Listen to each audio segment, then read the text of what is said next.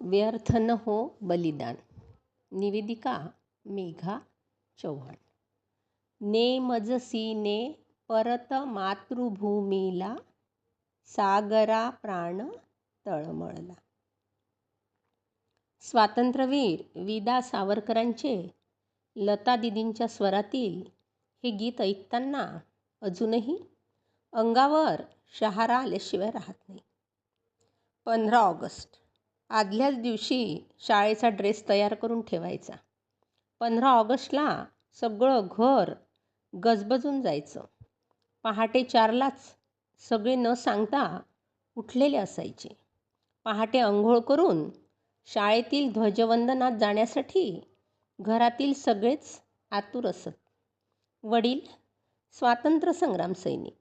आमचे घरी देखील चरखा असलेला खादीचा तिरंगा मोठ्या दिमाखाने फडकत असे. लहानपणापासूनच 15 ऑगस्ट आणि 26 जानेवारी या दिवसांची आम्ही सर्व बहीण भावंडे मोठ्या आतुरतेने मनापासून वाट बघत होतो. दोन्ही दिवस सणासारखे साजरे होत होते. शालेय जीवनापासून ते आजवरच्या नोकरीच्या कारकिर्दीपर्यंत एकही स्वातंत्र्य दिन आणि प्रजासत्ताक दिन झेंडावंदन केल्याशिवाय घालविला नाही. ह्या दिवशी मुद्दाम झेंडावंदन चुकून सहलीला जाणे मनाला कधी रुचलेच नाही. देशभक्तीचं बाळकडू रक्तातच भिनलं होतं आणि आहे. 15 ऑगस्टचा दिवस. ते लवकर उठणं, शाळेचा स्वच्छ गणवेश परिधान करणं, रस्त्यांवर सगळ्यांची ती धामधूम, भल्या पहाटे लागणारी ती देशप्रेमाने ओतप्रोत भरलेली अर्थपूर्ण देशभक्तिगीतं आणि सगळ्यात जास्त आवडणारा व हवाहवासा वाटणारा म्हणजे डौलाने उंच गगनात डोलणारा आकर्षक तिरंगा. ज्या तिरंग्यासाठी अनेक स्वातंत्र्यसेनानींनी आपल्या घरावर तुळशीपत्र ठेवली. अनेक स्वातंत्र्यवीरांनी आपल्या रक्ताचं पाणी केलं. अनेकांना फाशीच्या तख्तावर जावं लागलं.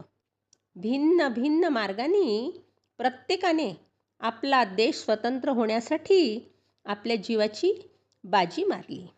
प्रत्येकाच्या मनात एकच ध्यास होता, देशप्रेम आणि स्वातंत्र्याचा ध्यास. आजच्या पिढीने या देशभक्तांबद्दलच्या सगळ्या गोष्टी अभ्यासपूर्ण जाणून घेणे गरजेचे आहे. 15 ऑगस्ट आणि 26 जानेवारी या दोनच दिवशी आपले देशप्रेम उफाळून न येता आपण ते कायम लक्षात ठेवले पाहिजे. हा देश माझा आहे. त्यासाठी आपण आपल्या घरातील प्रत्येक वस्तूची जशी मनापासून जपवणूक करतो, तिचं नुकसान होणार नाही याची काळजी घेतो, तशीच कायम भावना देशाबद्दल ठेवणे देखील गरजेचे आहे.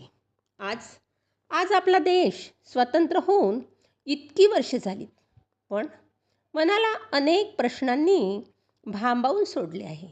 नागरिकांना त्यांच्या मूलभूत गरजा, आरोग्य, पाणी, वीज, शिक्षण, अन्न, चांगले रस्ते का उपलब्ध नाहीत? शासकीय दवाखाने, शाळा येथे कोणत्या सुविधा उपलब्ध आहेत? स्पर्धा परीक्षा व इतर परीक्षांसाठी ग्रंथालयाची काय सोय आहे? बेरोजगारांच्या समस्या किती कमी झाल्यात? देश स्वतंत्र होऊनही आपण सर्व अजूनही मानसिक गुलामगिरीतून का बाहेर आलो नाहीत?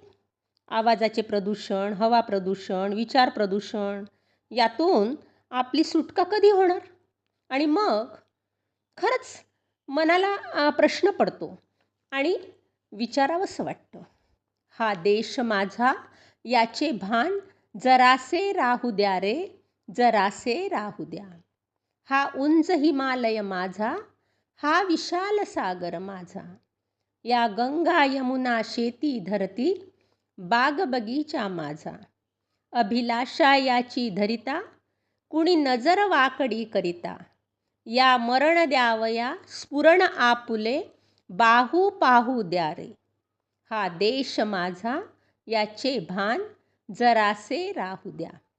हे हात उत्सुकलेले दगडांच्या वर्षावाला, रोखा ते लावा कार्याला या देशाच्या प्रगतीला.